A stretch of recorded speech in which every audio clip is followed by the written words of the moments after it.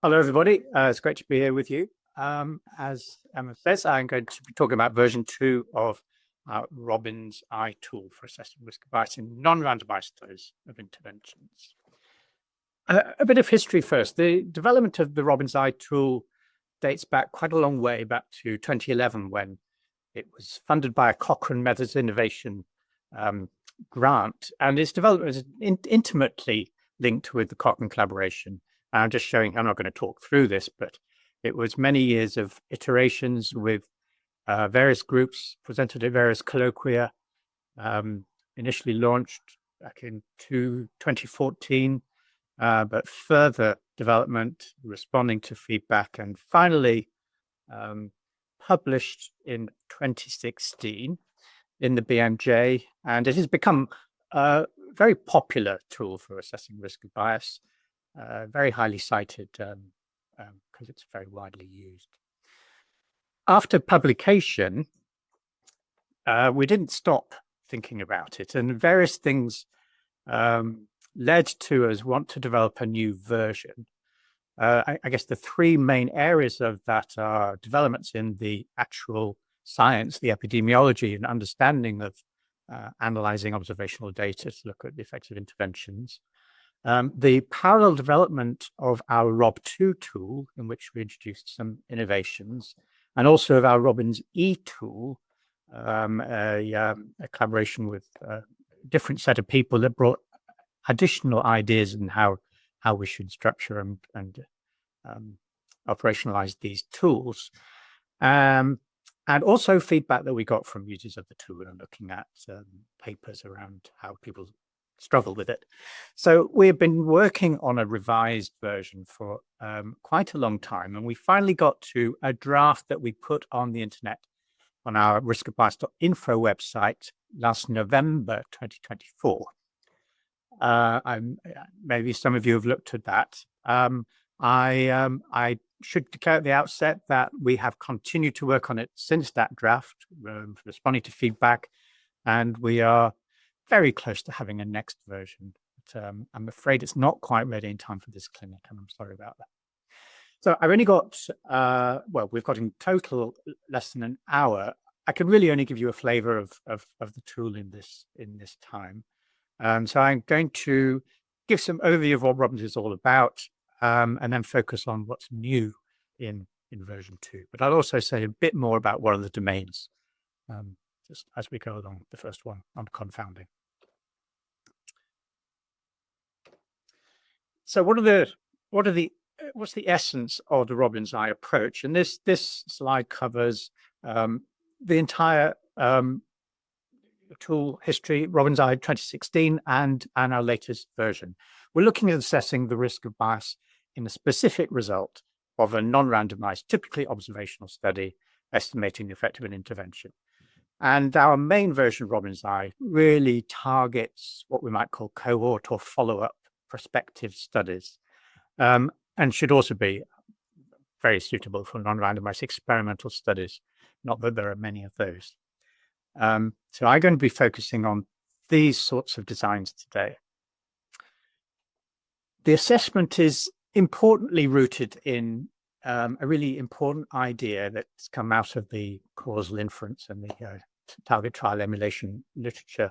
The assessment is rooted in the specification of a target randomized trial, which is a hypothetical trial, pragmatic and unblinded, to reflect what happens in an observational study, that would estimate the intervention effect without bias. It's our strong belief that unless we can envisage what a lack of bias looks like to answer the same question that the non-randomized study is asking, then it's very difficult to think about how it could go wrong.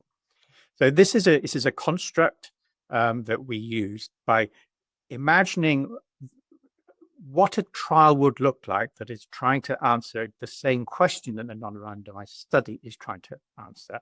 And any differences between what the non-randomized study achieves and what we would get from this idealized trial, they're the things that we're going to define as risk of bias, because this idealized trial, assuming it was perfectly done, will define lack of bias.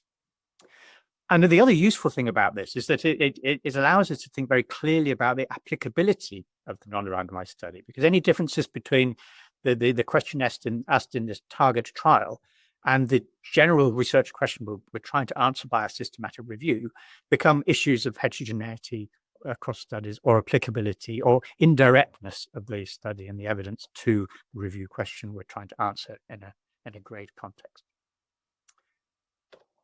And then the third core feature really is that it's a domain-based tool, so we divide our various issues that we might want to worry about into domains of bias. Within each of these, we have a series of signaling questions. They lead to a judgment about risk of bias for that particular bias domain. There's the option of trying to guess the direction of the bias, but importantly, everything we do should be supported by written justifications, and that's an essential part of all of our domain-based tools that we work on, in our group at least. These are the domains we have in Robins I. The really interesting ones are the first three, because these are the areas in which non-randomized studies differ importantly from randomized trials. So we're worried about bias due to confounding, we're worried about bias in classification of the interventions, and worried about bias in selection of participants into the study or the analysis, leading to selection bias. The rest of the domains are largely the same issues that we tackle in randomized trials. So I'll say a bit less about those. So a couple of slides on the key changes from Robins 2016 to our new version. We've introduced, and this was on the basis of some feedback actually from one of the co-eds in Cochrane, who was doing a review with lots and lots of really, really poor or unhelpful non-randomized studies. And the Robins I framework is quite a sophisticated, long-winded one. And it seemed unnecessary to do this for studies that were really never going to get into a synthesis, because they're just they're not strong enough to provide useful evidence despite meeting eligibility criteria for the review. So we introduced a triage section that allows a very quick mapping of a study to critical risk of bias, so that we don't need to go through the full process in the really poor studies. In the signaling questions, and I'll show you some examples of this, we have traditionally in our tools had a yes and a no option with two variants, a yes or probably yes, a no or probably no, but they had the same meaning. They would lead to the same judgments. And we've refined our approach in Robins in the same way we did in Robins E, published earlier this year for exposure studies, where we draw different levels of response for some of the signaling questions to allow us to reach a finer gradation of risks of bias. Because the Robins I tool, as I'll show shortly, has 4 levels of risk of bias, and we need more ability to discriminate between them. And one of the way we decided to do that is to have different levels of response option. A really important development in Robins I version 2 is the introduction of algorithms, which I'm sure you'll be familiar with from the Rob2 tool, where we first introduced them. These are proposals for how the answers to the signaling questions should map to a risk of bias judgment, which the idea is that these will be written into software. We don't need to look at the algorithms. They're just written into software, and they spit out a proposed risk of bias, which we have the ability to override, just as we do in Rob2, if we can explain why we're doing that. And forcing the silly questions to work in algorithms has made us have to change some. We realized that some signaling questions weren't directly leading to risk of bias judgments, and some risk of bias judgment considerations hadn't been addressed in signaling questions in the original tool. So we've had to make sure that all the signaling questions are relevant and everything is asked in the signaling questions that will help us understand the risk of bias. So most of the changes in version 2 are what we hope are improvements. There is one area where we had really overlooked an important source of bias, and that is bias arising from immortal time, often called immortal time bias. And so we've introduced that into the tool, and I'll say a bit more about that later. And one of the domains we had quite a simple version of in the original tool was missing data. And in development of ROB2, we were talking to a lot of missing data experts who really helped the tool get at what are the real sources of bias due to missing data. And we've brought some of that thinking into ROBINS I version 2. And of course, it is a lot more complicated with observational data. We've got missing data on interventions and confounders as well as on outcomes. So that domain has received quite an overhaul, and I'll just give you a very brief overview of that. And then the last one I'm listing here is adding clarity on this distinction between intention to treat effects and protocol effects, and how they are intimately associated with the need to control time-varying confounding. This is a relatively complex area, and I'm not going to address this in the short time we've got today. This is all I'm going to say about it, just to say that the domain on bias due to confounding and the domain, the previously called deviations from intended intervention, but we plan to simplify that just to bias due to protocol deviations. These need to be assessed differently depending on whether we're interested in an intention to treat effect, when we only need to worry about baseline confounding, say simply differences between the groups beyond the intervention at baseline, or whether we're interested in the per protocol effect, where we'll need to consider both baseline and time-varying confounders. And what we've realized is that we need to, there's this pairing between the need to address time-varying confounding and realization where we're interested in the per protocol effect. That'll be the case when the analysis in the observational study accounts itself for switches during follow-up between intervention strategies or other deviations from their assigned strategy during follow-up. Because if they account for these variants, these deviations, they must be estimating a per protocol effect. And so we've brought this thinking into the tool. I thought I'd show you our new triage section. So these are the 3 short questions that can allow us to map to critical risk of bias. They're actually pulled out of the previous version of the tool. The ones that would map to critical risk of bias, we'll just do them at the front rather than as we go. So the first 2 are around confounding. Did the authors make any attempt to control confounding?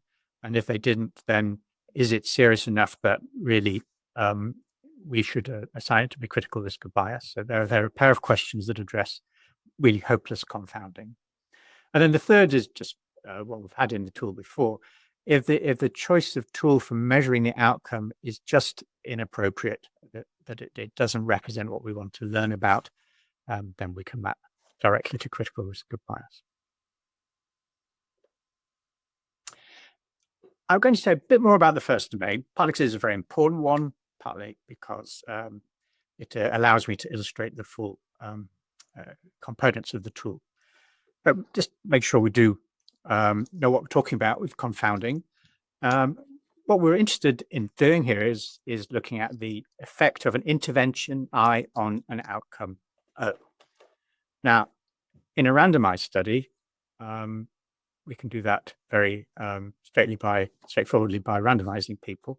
In observational data, we're often faced with the problem that there are further differences between those in different intervention groups beyond the intervention. And this is confounding. Confounding is the situation where, as I can say here, there is a pre-intervention prognostic factor, so something that predicts the outcome that is present before the intervention is initiated or allocated, that also predicts whether an individual receives one or the other of the interventions of interest. It's the presence of a common cause of whether people receive intervention A or B and what their outcome is going to be.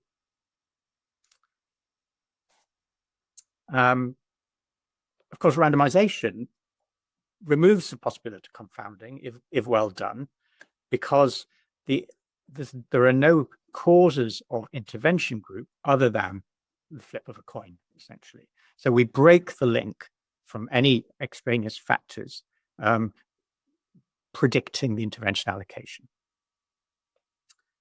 But this is just not the case in non-randomized studies, and it's really always a problem. So we've got to be thinking about, well, what are those common causes of intervention and outcome? What are the potential confounding factors when we look at a non-randomized study? And this is not easy, and it's going to require subject matter knowledge. We need to talk to the sort of clinicians who decide on these interventions and ask them what sort of things are in their head when they decide whether a patient should receive one thing or another thing. So what this means, of course, is that we need to involve subject matter experts in the team, and in particular when writing the protocol, because in the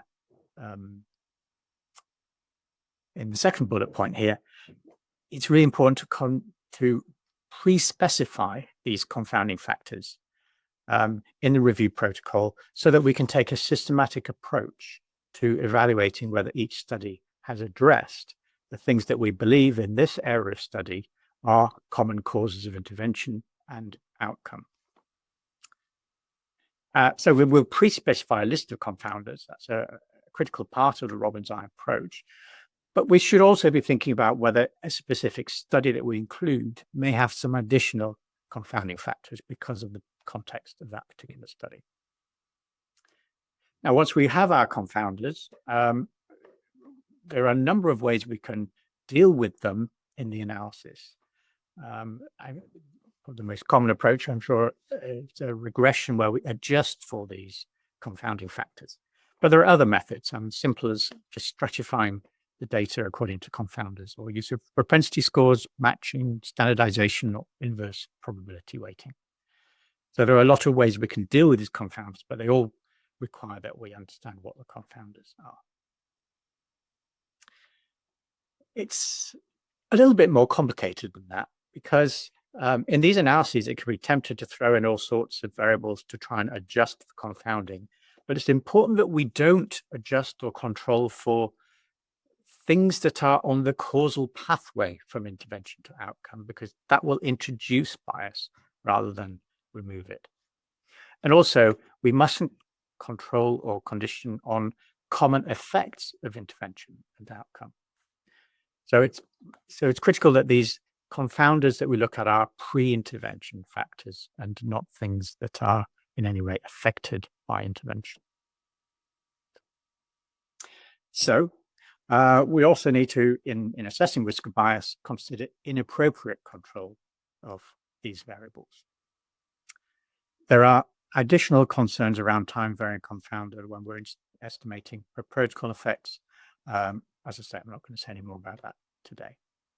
So the domain we have in confounding, the overall structure is very much the same as the original tool in that we examine how pre-specified confounding factors were addressed in the study or the analysis. We answer a series of questions, and then we reach a risk of bias judgment. What's new in the new version is what we hope is a simplification of the process and further clarity in the concepts, and also the introduction of the algorithm.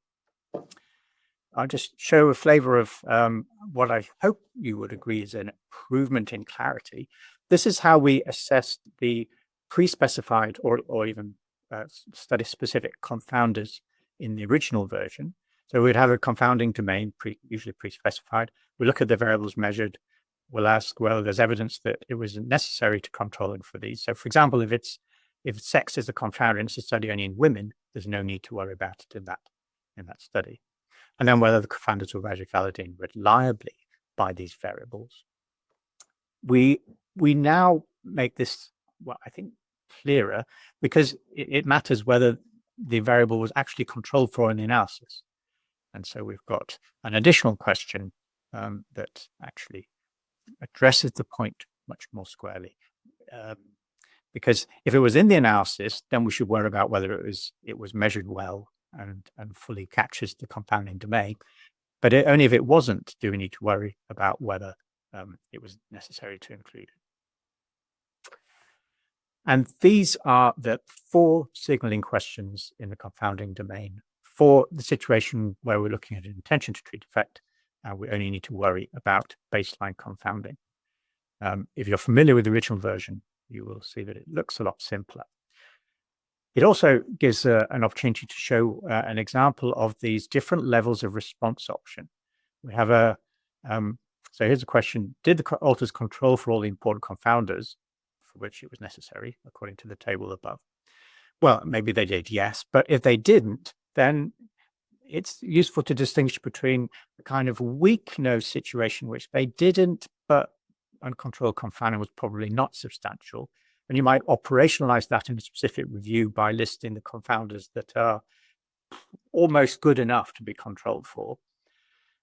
Or we might have a strong no, and uncontrolled confounding was probably substantial, which you might operationalize in a particular review by saying, well, if it hasn't controlled for these key confounders, then I'll call it a strong no.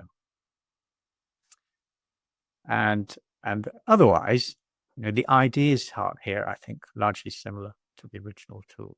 There's one about whether the confounders that were controlled for do a good job of it, essentially. And then the third question is that making sure we don't have any control for those post-intervention variables I talked about earlier. And then the fourth is about whether there's evidence that from other types of analyses that there is serious unmeasured confounding.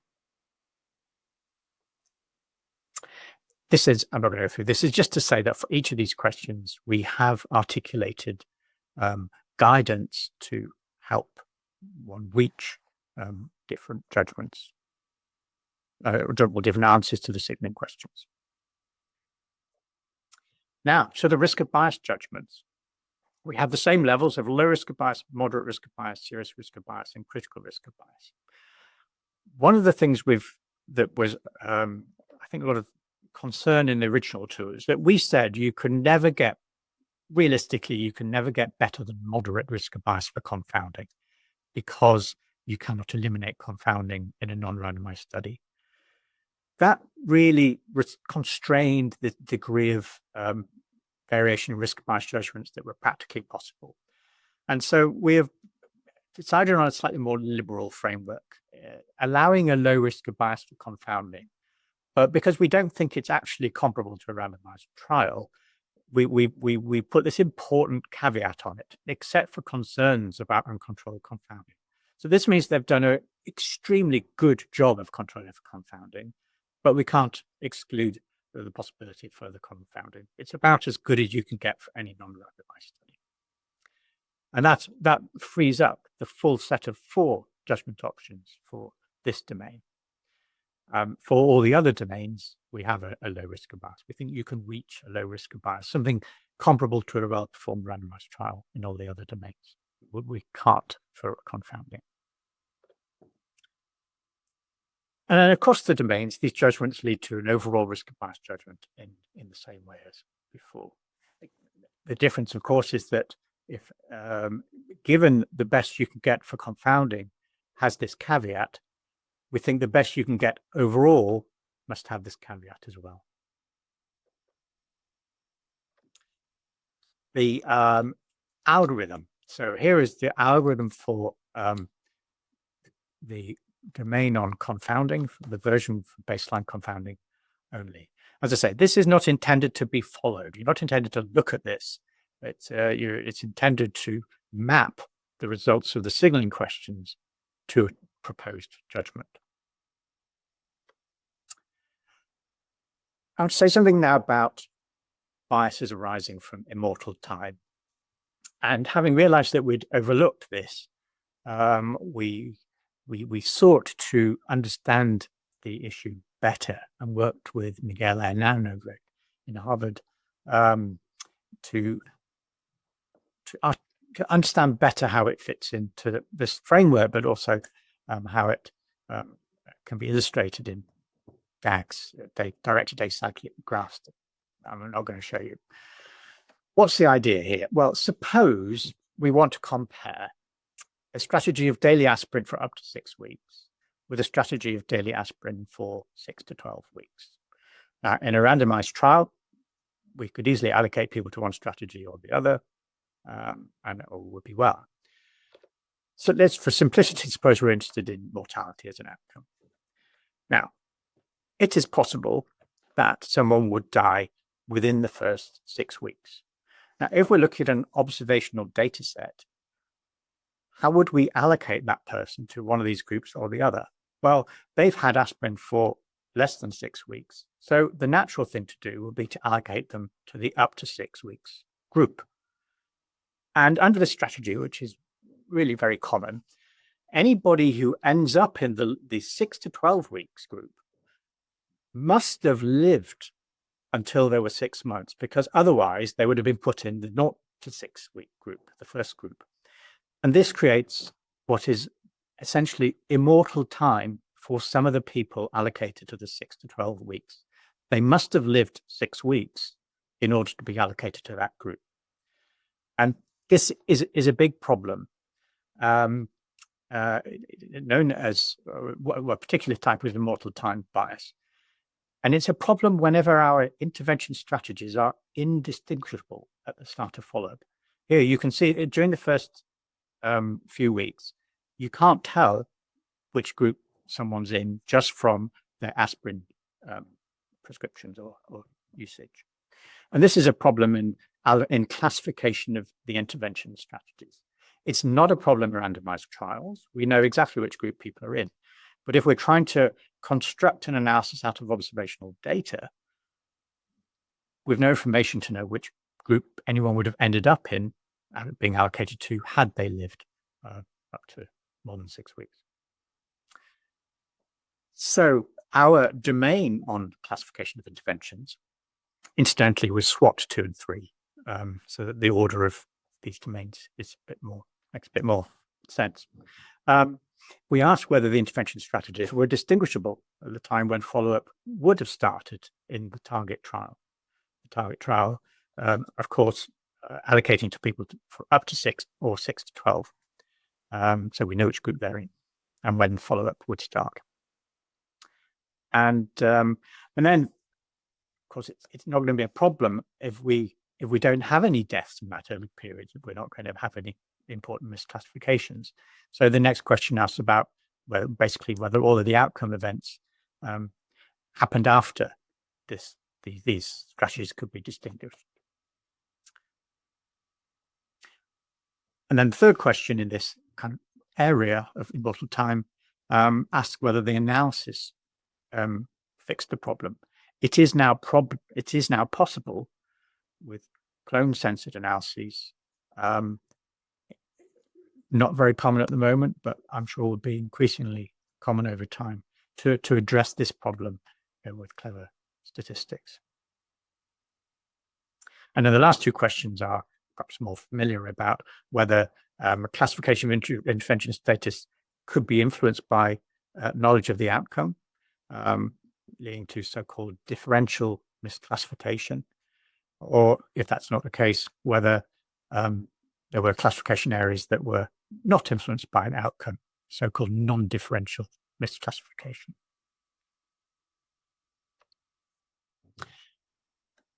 I'm actually not going to say anything about selection of participants into the study, largely because it covers the same issues as the original version. I just put the signaling questions up here.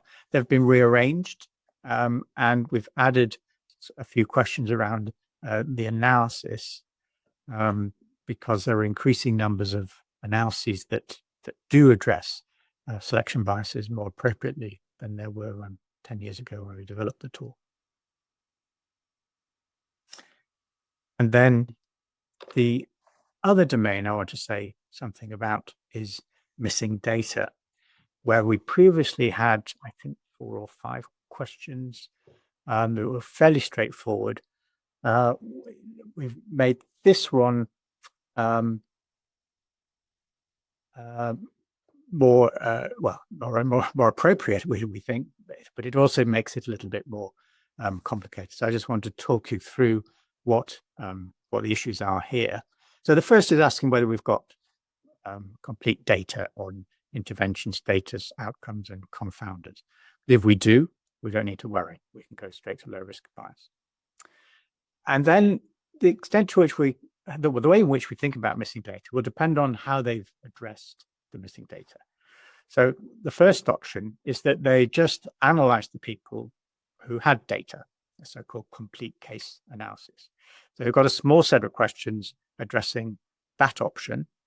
And this is where, much like the ROB2 tool, we ask about whether exclusion is related to the true value of the outcome. And so that may lead us to a low risk bias if it wasn't. An alternative option to analyzing only the data that are available, the complete case analysis, is that they've imputed missing data. And here we've got to think about whether the imputation was reasonable. And so we've got a couple of questions trying to identify that. If they don't do either of those, or it's more complicated than that, then we've got a simple question that allows people to cover alternatives. And then we've got analysis that we had, a question we had before about whether there's evidence that the result was not biased by the missing data, so-called sensitivity analysis. The other two domains I haven't mentioned, bias in outcome measurement and bias in selection of the reported results, are basically the same as in ROBINS, I should say 2016, I'm sorry. And also, most of you, I'm sure, are familiar with ROB2, so very similar to that. We have introduced a question on availability of protocols for the last domain. We know they're very rarely available still, but we know that they are increasingly available for analysis of observational data.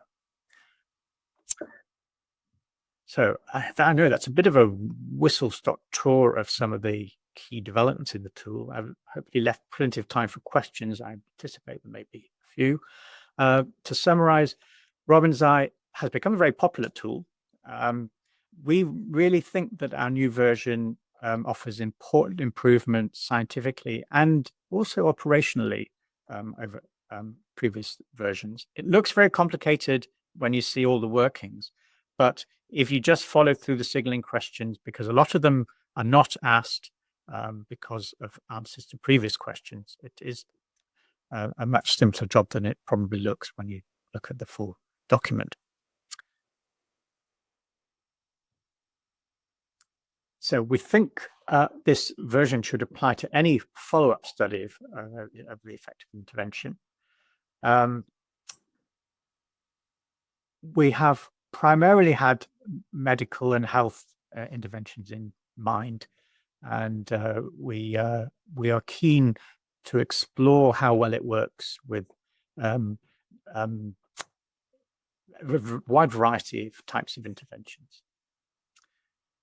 The version that is on riskofbias.info at the moment will soon be replaced. I'm sorry it's not ready yet. We hoped to have it ready. We've still got some things to iron out. But please do keep looking at riskofbias.info for progress. We're determined to get it up this year. The last thing that was in the abstract, which is another slightly unfortunate thing, is that we've been working on an online implementation of ROBINS version 2, as well as of ROB2 and ROBINS E. Now, sadly, our developer has ceased their business, so we're in limbo a little bit at the moment, and we can't release it because we can't support it. And we also need to implement the final changes in ROBINS I when it's ready. But I can give you a sneaky preview. It's we hope a user-friendly tool that has everything programmed in, where you just jump, where you fill in the preliminary questions, define a target trial, and go through the various domains, and you can see the signaling questions and the spaces to write justifications for the answers, and it'll implement all the algorithms and propose a risk bias judgment that you can agree with or override. And it allows multiple assessors and it has a consensus agreement module in it. So that's all I had to say. I do need to acknowledge the many people who have contributed to the original version and the updated version, and thank them hugely. And thank you, and I look forward to answering some questions. Thanks, Julian. That was really helpful overview of the updates. Yeah, I found it really, really helpful.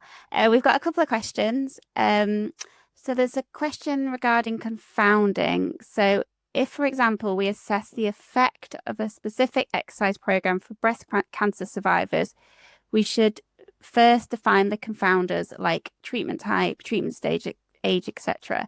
And then we need to check the authors took any consideration of these confounders. Is that correct? If yes, in which section of the article should we look for if they have assessed these confounders? Okay, so yes, you should first define the confounders like age, sex. In terms of treatment type and treatment stage, if that's prior treatment and prior treatment stage, yes. If it's characteristics of the actual intervention, then maybe not. It's really pre-intervention things that predict outcome and predict treatment.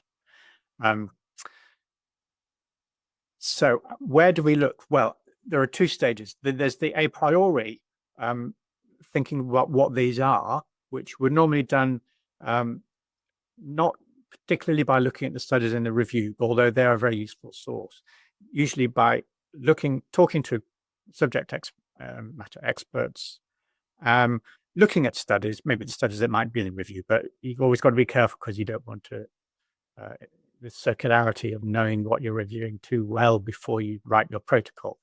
But studies in the area will help you work out what those confounders are, as well as some sensible thinking, thinking, well, what predicts whether people get interventions and what are prognostic factors for the outcome.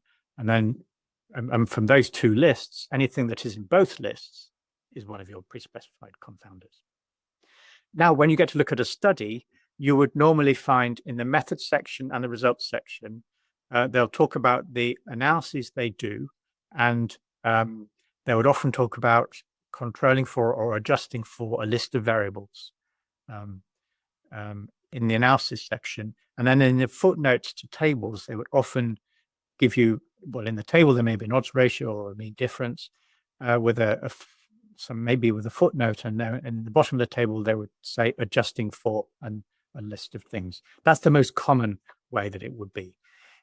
They won't necessarily have done any adjustments. And certainly if you're repurposing a study because it's got data connecting interventions and outcomes, even if it didn't intend to do that, then quite possibly they won't have done any adjustments. And you just have to say, no, they didn't address this confounder. No, they didn't address that one.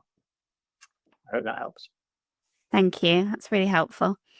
There's a question from Louise. Do you plan to develop a macro similar to the ROB2 spreadsheet that grays out questions as a result of our assessments and suggests a grade low, moderate, serious based on the algorithm, as the ROB2 spreadsheet is so helpful?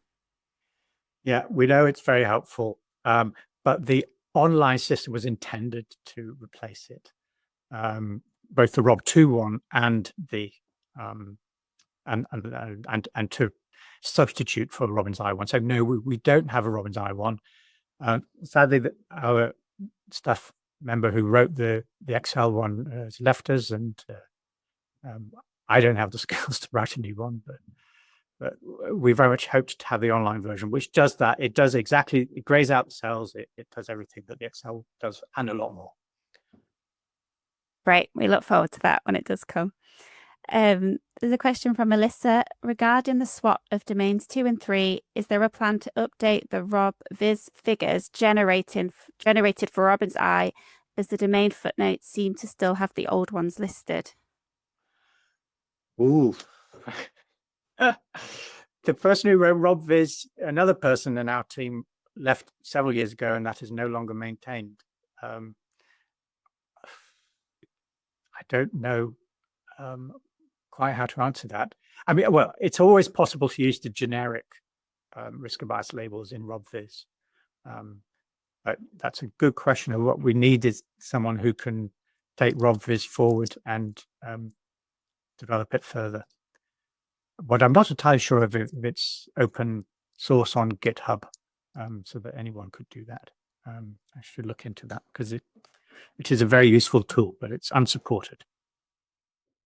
Okay, thank you for clarifying. I think it'd be really good if the new kind of algorithm planned could maybe generate some some figures from that. That would be quite useful if you kind of fill it all out and then it could generate some kind of plots for you. But yeah, I don't know if that's too advanced. Yeah, so when we find a new developer for the online tool, it's certainly on our wish list is implementing the traffic light plot for the output. Yeah, that'd be great. Thank you. There's a question from Aphrodite. Thank you for the presentation. Some authors might have over-adjusted their models for multiple potential confounders. While they may have captured the important ones, is over-adjustment an issue that needs to be addressed when using the tool? I would say there are two types of over-adjustment. There's adjustment for things you shouldn't adjust for, which are the things that are influenced by intervention itself. But just throwing in lots of confounders, as I understand it, really only ruins precision, doesn't introduce bias. So it's not if there are lots of predictors in the model, as long as they're all pre-intervention factors, I don't think they would introduce bias. But they may impact on precision, which should just widen the confidence intervals unhelpfully. Okay, thank you. That's really helpful. There's a question from Nora. I think we've kind of already talked a bit about this, but yeah, using ROBINS, should we prepare a data set in Excel, upload to ROBVIS, and get the figures? Am I getting it right? Thank you for the presentation. Yes, I think that is certainly a good way to get the traffic light plots. Because I think the only uploads into ROBVIS are Excel. So if you're going to use ROBVIS, I think you have to upload a spreadsheet in order to create them. Okay, that's great. Thanks for clarifying. I just have a question if there's no more coming through, but feel free to post more questions. We've got a bit of time left. So obviously version 2 is released now, kind of the first draft of version 2 is released now on the website. So what would be your advice to authors who maybe they've already planned to use ROBINS and they're going to start using it in their review, or they, want to start using it, but they're not sure whether to use the previous version or whether to start using version 2 now? This may sound unhelpful, but I would recommend waiting for the new one because we are pretty confident that the next release will have some longevity, but look at our history; it sort of suggests otherwise. The one up there, it clearly is a big improvement on ROBINS, but it's very much an interim, and publishing a review based on that will kind of get lost in the bigger picture in the future. So it's a difficult one. I think certainly use it if you do understand that it will be replaced and it will be a bit different from other ones. Yeah, because it's like if there's 2016 one and the to come final version, it's like here, so it's a massive improvement. But I don't know. That's not a helpful answer. Sorry, it really is a judgment thing about. Okay, so maybe wait until it's kind of finalized a bit more. But yeah, if you kind of want to use it now, then you can. It is available. Thank you. I've just got another question as well. Something that we kind of have from authors quite a lot is that they're fine with using ROB1 for the cohort type studies, and they're very happy to do that. But they might be including some other types of non-randomized studies, like kind of case control designs. I know that there is some advice in the handbook about potentially adapting the tool for those designs. But I think authors struggle with whether they should be doing that or whether they should use a completely different tool. So Robin's Eye for cohort type and then something else for the other designs. Have you got any advice on that? That's another really difficult one. We just need to be much less lazy and finish all these tools. That's the main thing. But it is a major limitation of Robin's Eye that we've only got a really fully worked up version for the cohort type studies. What I do when I do reviews is I botch up my own version of Robin's Eye based on what's in the handbook and you know and the latest version of the cohort tool. But I would only publish judgments and talk about the key considerations that lead to the judgment. So I wouldn't create a set of signaling questions. So one option is to fudge something together from what's in the handbook and the latest cohort tool and do something that feels right.